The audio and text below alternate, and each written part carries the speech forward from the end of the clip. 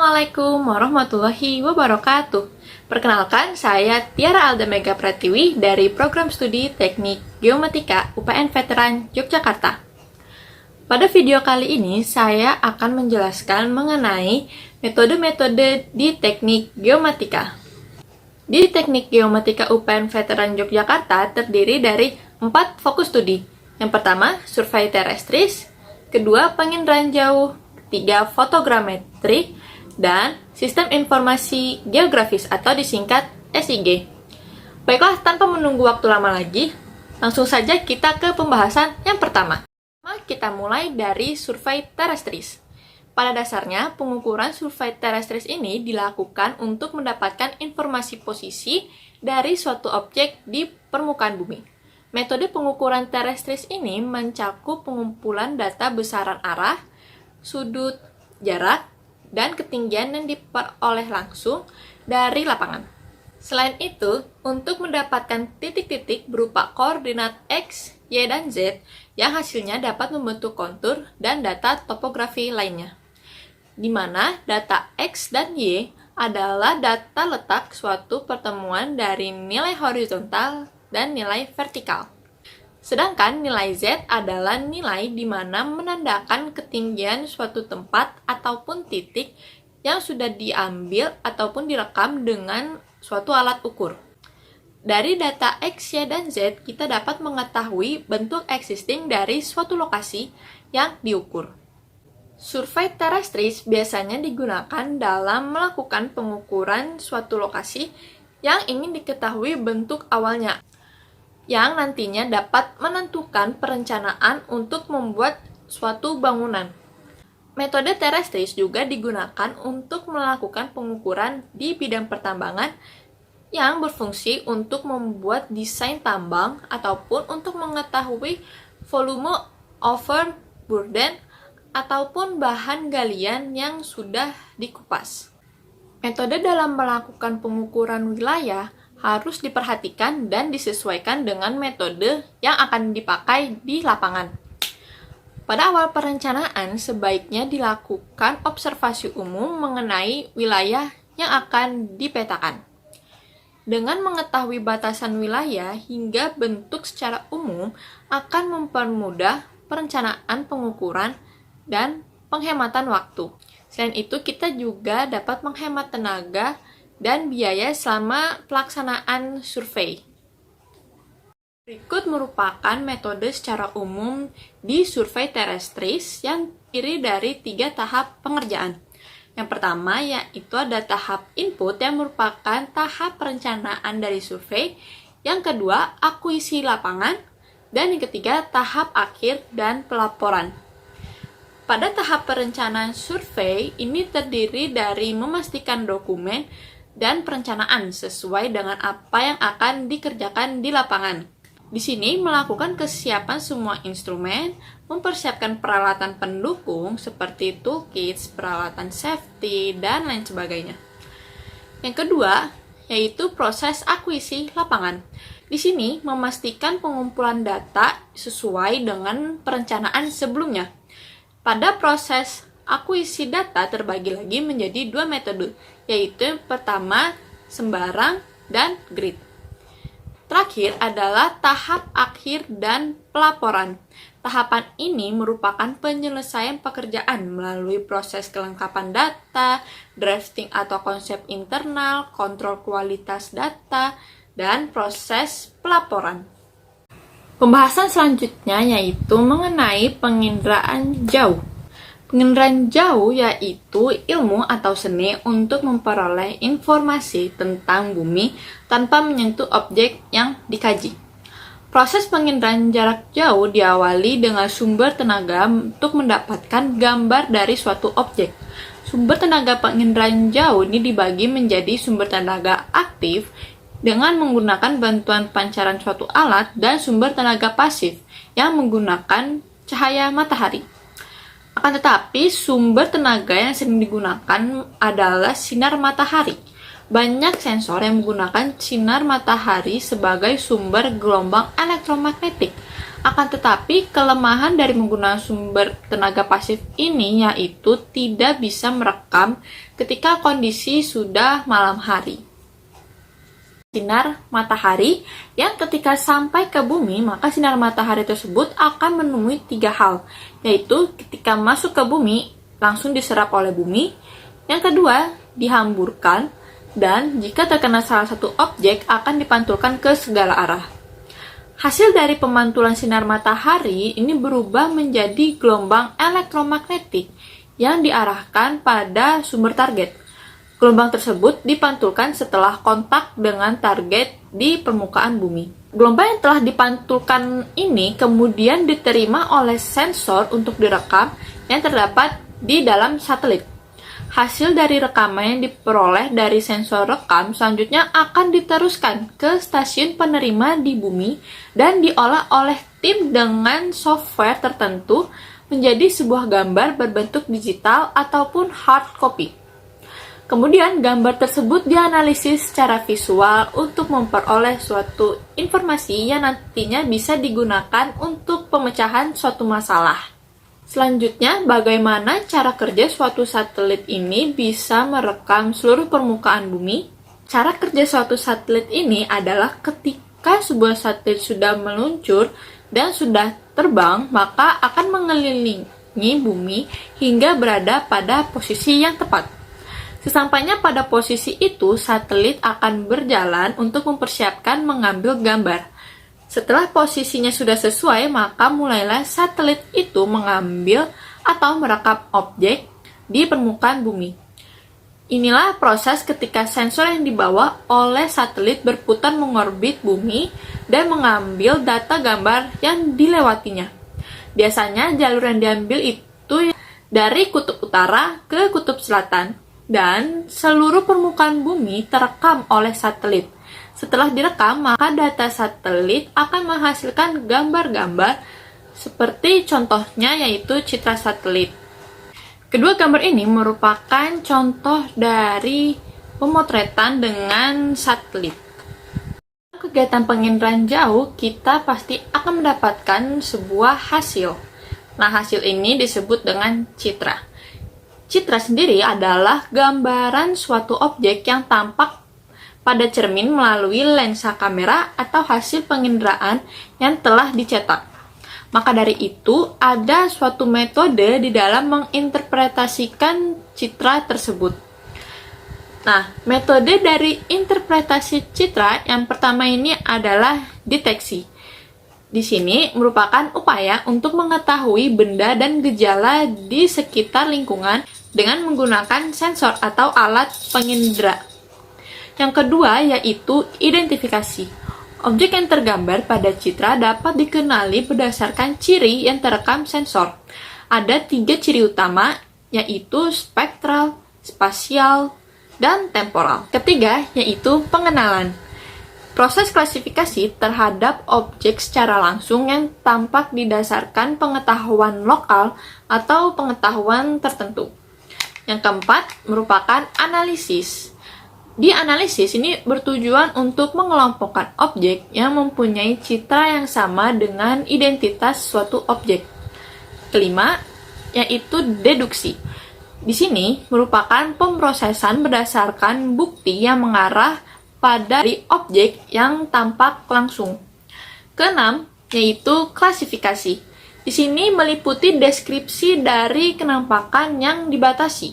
Hal ini merupakan interpretasi citra karena pada tahap inilah kesimpulan dan hipotesis dapat diambil.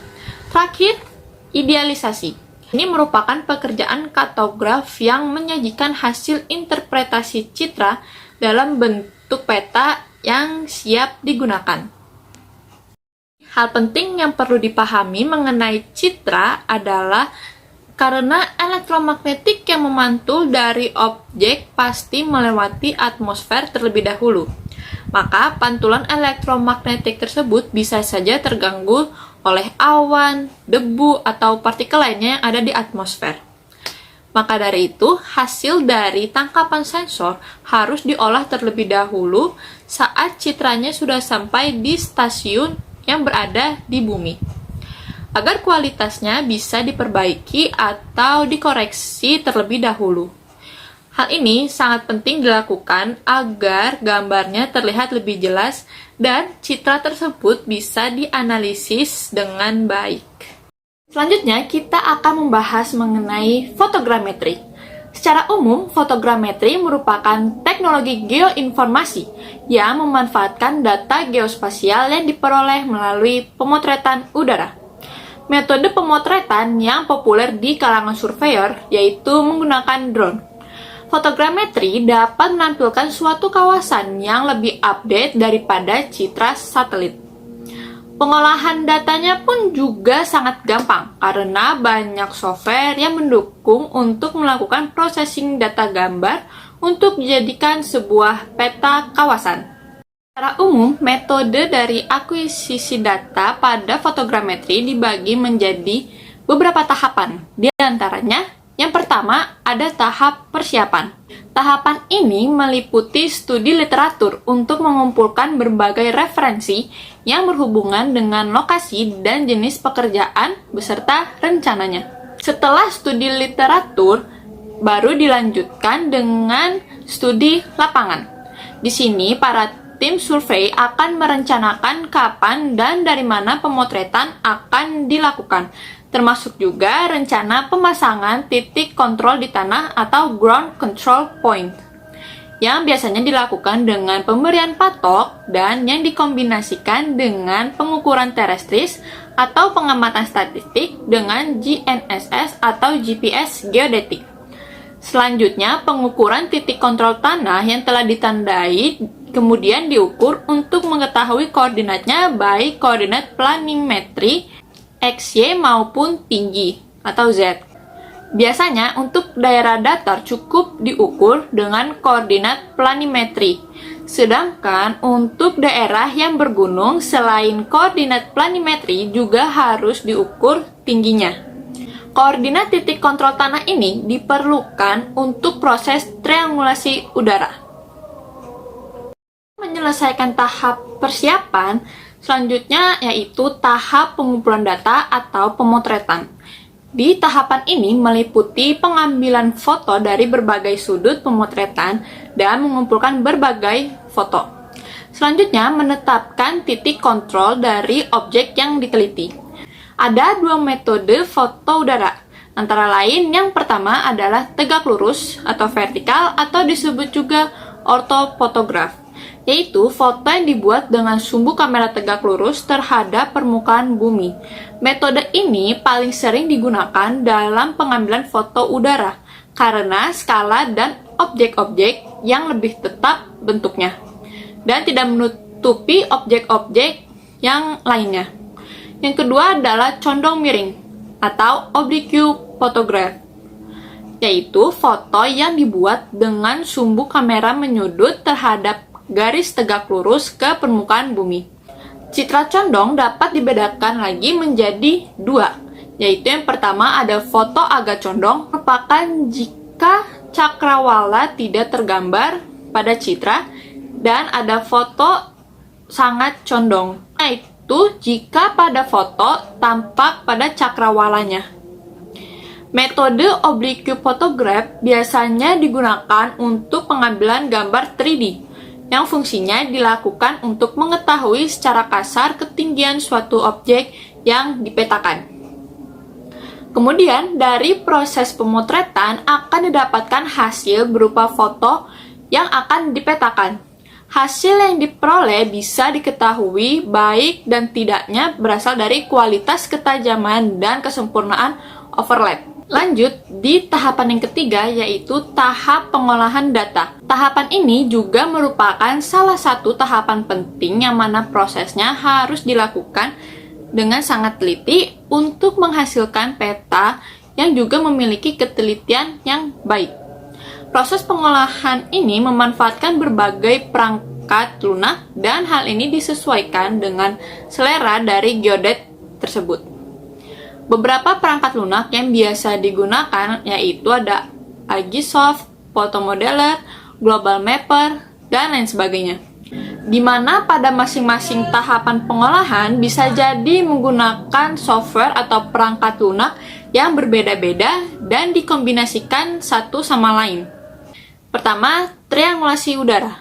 Secara sederhana, triangulasi udara merupakan proses transformasi dari koordinat yang diukur di foto ke koordinat tanah dengan bantuan titik kontrol tanah. Yang kedua, yaitu rektifikasi. Rektifikasi yaitu proses penyeragaman skala dari foto udara yang tidak seragam skalanya menjadi peta atau foto yang seragam skalanya. Untuk daerah datar biasanya digunakan dengan cara restitusi foto tunggal atau disebut juga sebagai proses rektifikasi. Hasilnya bisa berupa foto terrektifikasi. Sedangkan untuk daerah bergunung dilakukan dengan cara restitusi foto stereo yang hasilnya bisa berupa manuskrip peta garis atau portofoto. Yang ketiga yaitu mozaik. Sederhananya, mozaik ini dapat dikatakan sebagai proses penyambungan foto sehingga diperoleh format ukuran yang lebih luas. Dalam rangkaian pekerjaan pemetaan fotogrametri, yang dibuat mozaik adalah foto yang terrektifikasi atau ortofoto dan dikontrol dengan adanya titik ikat. Yang keempat yaitu pemodelan 3D. Informasi tekstual yang dipotret akan disajikan sebagai keterangan pada peta dan tidak mungkin didapat langsung di lapangan, melainkan diperoleh dengan cara diinterpretasikan melalui foto udara. Salah satunya yaitu peta berbentuk 3 dimensi. Nah, yang terakhir dari tahapan atau metode di fotogrametri ini yaitu tahap penyajian data. Setelah tahapan sebelumnya sudah dilewati, tentu saja kita langsung menuju tahap yang terakhir, yaitu penyajian data. Setelah tahapan yang sebelumnya ini sudah dilewati, pastinya kita langsung menuju di tahapan terakhir, yaitu penyajian data. Hasil akhir dari pekerjaan fotogrametri ini adalah peta garis dan peta foto yang tentunya sudah terortomozaik dengan baik. Pada peta garis, detail-detail di lapangan digambarkan dalam bentuk simbol-simbol tertentu, sedangkan peta foto merupakan citra yang terekam selama pekerjaan fotogrametri tersebut. Salah satu hasil dari fotogrametri yaitu berupa ortofoto. Untuk dapat membuat ortofoto, diperlukan beberapa persyaratan khusus. Di antaranya adalah pemilihan kedudukan geografis yang tepat untuk tempat pengambilan foto, sudut matahari yang benar, film yang mempunyai resolusi yang baik, jarak titik api yang tepat, ketinggian terbang yang seimbang dengan panjang fokus tertentu, tampalan ujung dan tepi yang memenuhi persyaratan. Terakhir adalah pembahasan mengenai sistem informasi geografis atau biasa disebut sebagai SIG. Sederhananya, SIG adalah penggunaan sistem yang berisi informasi mengenai kondisi bumi dalam sudut pandang keruangan. Semua informasi yang didapatkan diproses dengan menggunakan komputer yang selanjutnya dikombinasikan menjadi informasi yang diinginkan. Jadi, SIG merupakan sistem yang berfungsi untuk mengumpulkan, mengelola, menyimpan, dan menyajikan segala data yang berkaitan dengan kondisi geografis suatu wilayah. Dalam menyusun sistem informasi geografis, setidaknya melewati 3 tahapan, yaitu terdiri dari tahapan pemasukan data, tahap pengelolaan data, dan tahap keluaran atau output. Metode yang pertama yaitu pemasukan data atau input. Seperti yang diketahui bahwa data merupakan kumpulan dari berbagai informasi yang diperlukan. Pada tahap input ini terdiri dari sumber dan proses memasukkan data. Sumber data yang diperlukan itu bisa berasal dari data penginderaan jauh seperti citra, baik citra foto maupun citra non-foto, data foto udara, dan citra satelit. Yang kedua yaitu data terestris atau data dari lapangan. Yang ketiga, data peta biasanya sudah dalam bentuk peta digital. Yang kedua, merupakan proses pemasukan data. Setelah data yang dibutuhkan sebelumnya ini sudah terkumpul, selanjutnya dimasukkan ke aplikasi SIG. Ada dua jenis data yang bisa diinput dalam SIG, yaitu data spasial yang merupakan data atau informasi yang memiliki referensi atau koordinat geografis. Dan yang kedua adalah data atribut, yang merupakan data yang memberikan penjelasan mengenai setiap objek, fenomena, atau informasi yang ada di permukaan bumi tersebut. Data atribut suatu objek dapat berupa data kualitatif dan kuantitatif. Data kualitatif ini adalah data hasil pengamatan yang dinyatakan dalam bentuk deskriptif yang dapat diperoleh dari angket, wawancara, dan juga tanya jawab. Sedangkan data kuantitatif adalah data hasil pengamatan yang dinyatakan dalam bentuk bilangan. Data kuantitatif ini berfungsi untuk memperlihatkan perbedaan dari nilai-nilai objek. Selanjutnya, metode di SIG yang kedua yaitu pengelolaan data. Di tahap pengolahan data dilakukan ketika data sudah berhasil dimasukkan. Setelah mengumpulkan data-data dari berbagai sumber, maka data tersebut sudah dapat kita input ke dalam SIG. Kemudian barulah data tersebut kita mulai olah. Pada tahap pengolahan data ini sederhananya meliputi manipulasi dan analisis data, seperti membuat basis data baru, menghapus basis data, mengedit data, mengisi dan menyisipkan data ke dalam tabel. Selain itu, ada juga proses pengarsipan data dan juga proses pemodelan. Selain itu, metode pengolahan data juga merujuk kepada analisis data dalam komputer. Analisis data berupa analisis lebar, analisis penjumlahan aritmatika, dan analisis garis bidang. Analisis lebar itu sendiri adalah analisis yang dilakukan untuk menghasilkan data tepian sungai.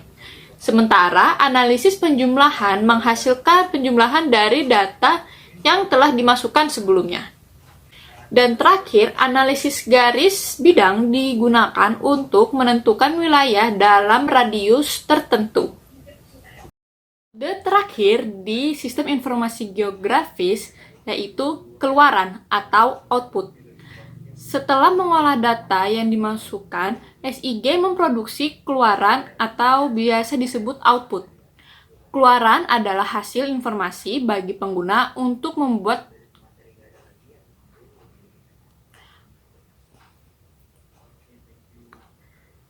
Keluaran adalah hasil informasi bagi pengguna untuk membuat keputusan tertentu. Keluaran SIG dapat berupa peta cetakan atau hard copy, rekaman atau soft copy, dan tayangan atau display. Keluaran data ini juga dapat diwujudkan ke dalam bentuk grafik, peta, tabel, atau hasil olahan statistik. Baiklah, itu dia penjelasan mengenai metode yang ada di teknik geomatika dengan 4 fokus studi, dimulai dari survei terestris hingga sistem informasi geografis. Mohon maaf apabila terdapat kesalahan selama pembahasan saya di video ini. Akhir kata, terima kasih telah menyaksikan video mengenai metode teknik geomatika. Semoga video ini dapat bermanfaat dan wassalamualaikum warahmatullahi wabarakatuh.